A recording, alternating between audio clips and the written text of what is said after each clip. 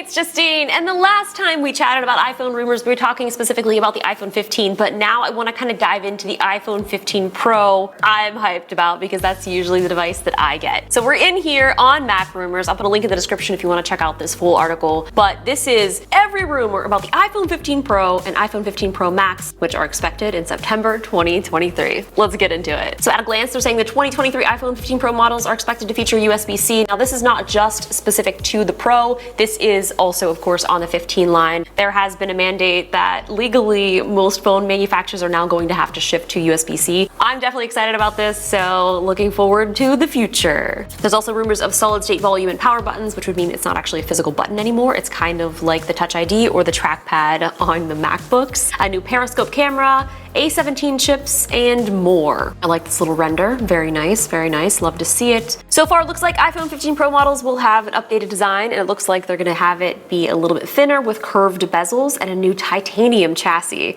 And going off of the solid-state buttons, it says that it's gonna be using haptic feedback to mimic the press of a button, which kind of makes it feel like you're actually pressing a button. You also kind of get that haptic feedback when you're using the keyboard, so something very similar to that will carry over into the actual buttons. Looks like we've got an A17 chip, which will be exclusive to the 15 Pro and Pro Max. All 15 models will have the dynamic island, so this is not just something special to the Pros this year, it will be carrying over onto the lower end models as well. We've got USB-C port that features a USB 3.2 or Thunderbolt 3 transfer speeds. My hair is blowing all over the place because the air is on and I don't feel like getting up to turn it off. More RAM expected alongside the A17 chip, but all iPhone 15 models will use the same 5G Qualcomm modem for connectivity. So for the most part, the iPhone 15 Pro and the Pro Max will have the same features with one major difference, that telephoto camera. This is not something new in the Apple territory to add a better telephoto camera on the higher end models. They did this before a couple phones ago and it really does make a difference. But I did like this past year how the iPhone 14 Pro and the Pro Max were basically identical, other than of course the battery life and the screen size. You're kind of getting the same exact phone, so you don't have to pick and choose and lose features one over the other. It says both models will include the telephoto lens, but the iPhone 15 Pro will have a periscope lens that will enable 6x optical zoom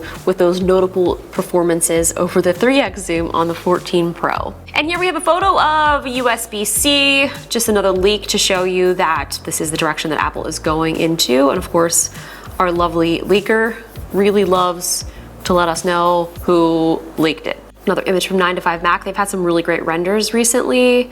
Here we've got some more renders, and you can see the camera bump is expected to be thicker with thicker lenses to accommodate the camera updates. Like, it's so interesting just to kind of see over the past couple of years the evolution of the camera bump on these iPhones, because it's pretty extensive. Here's some renders from a CAD drawing of the iPhone 15 Pro Max, showing it could be slightly thicker than the iPhone 14 Pro Max with small reductions in the width and height. So the iPhone 15 is expected to be 0.4 millimeters thicker than the iPhone 14 Pro. Didn't they just say that it was supposed to be thinner? I swear to you. Okay, no, bezels. With Apple introducing thinner curved bezels. Okay, so not the actual phone itself. I'm like, hold on a second. Contradicting. Again, these are all rumors, so nothing is really like actually set in stone. That's not true. Pretty sure a lot of the stuff is actually set in stone. We just don't publicly know it yet. I mean, Apple's already producing these devices, getting them ready for us in September, which is crazy to think about. So it looks like we have a 6.1 and 6.7 inch OLED display with cutouts for the camera and Face ID. There have been rumors of tweaks to the chassis of the 2 Pro models. Leaker Shrimp Apple Pro is talking about the thinner curved bezels, which I feel like they're even saying here is similar to the Apple Watch, because it does have like the bezels that kind of curve into the design of the actual chassis itself, which I kind of think looks really good. Titanium is lighter and stronger, but it is also more expensive because it is harder to work with. Presuming no other major changes in internal components, an iPhone constructed with a titanium frame will be lighter than an iPhone with a stainless steel frame. So it's likely that the 15 Pro and Pro Max will be lighter than the iPhone 14. Oh, that's interesting. In addition to lighter weight, titanium has a different finish than stainless steel. So rather than it being shiny, it is more of a matte texture. So it won't attract fingerprints in the same way. Oh my God, please. The fingerprint magnet that is that stainless steel band, it's really crazy. I mean, I have a case on it, so I really don't ever see it. But as soon as I take it out, instantly, fingerprint central. Now it's time for some colors. They're suggesting the iPhone 15 Pro models could come in a dark red color. It just upsets me sometimes that like Apple likes to make their Pro models like a darker kind of muted colors. Red is definitely not in my favorite color list, but what is in my favorite color list is pink. So it's kind of like, you know, a lighter red. It's rumored that the iPhone 15 will come in this pink and these blue colors. Like, it's so pretty. Absolutely freaking love it. Why are you doing that on the 15 and not on the 15 Pro? Like, you could do it. Just do it. Even though I'm not like a huge red fan, I think it'll probably do pretty well. More rumors about the solid state buttons, saying that Apple already uses the same technology for the Touch ID button on the iPhone SE and the trackpad on the MacBook Pro and the MacBook Air models. On these devices, you can use a press gesture and it feels like you've pressed a button, but in reality, it's a solid surface with haptic feedback. It really is kind of crazy because the trackpad press, like at this point, I've kind of forgot that this isn't an actual button. It's so wild. Saying that solid state technology can improve protection against dust and water because it does not need a physical depressing mechanic. But it does require extra hardware inside of the iPhone. Apple is rumored to be adding 2 additional Taptic engines to the iPhone 15 Pro models to power the solid state buttons. In the current iPhone models, they have a single Taptic engine for haptic feedback. So there it is, there's the little Taptic engine. It was saying that there were some 2021 rumors indicating that Apple would adopt round volume buttons for the iPhone 14, and that didn't happen. That could be kind of cool, like actually just like round, like little circular buttons. I mean, I don't think there's really anything wrong with these. I feel like it's pretty decent placement, although the amount of screenshots that I accidentally take on a daily basis, it's a lot. As for the display, it's saying it's going to be equipped with a power-efficient OLED display driver chip, so that could lead to reduced power consumption, but ultimately could lead to better improved battery life, which we definitely hope. I know a lot of people have been having trouble with their iPhone 14 battery life, and it hasn't been kind of living up to the hype. I have noticed though, sometimes I do get up at 5 a.m., and when I have those early start days, it does not make it through the day, but I am constantly always on my phone, so I'm usually never too far from like a Mophie charger or a wall plug, or I charge a lot in my car. Then of course we have the 15 Ultra, which I talked about in my iPhone 15 video. This could go both ways. Like there could be an entirely separate phone that is a 15 Ultra or just an iPhone Ultra. I don't really think they would break it out and do the 15, the 15 Pro, and then the Pro Max, and then an Ultra. I do feel like the Ultra would kind of be something that they may announce and then it's not coming until like later. Kind of like they've done in the past with some of the iPhones where they've held off. I don't know. I just feel like it could be something else on its own, kind of like the Apple Watch Ultra is separate from the Apple Watch series. Apple is indeed working on a higher-end, higher-priced iPhone model that could be marketed Ultra, but he expects this iPhone to launch as a part of 2024 in the iPhone 16 lineup. That makes sense. All 15 models are expected to feature USB-C port instead of Lightning. The European law requires all devices to use a universal charging port.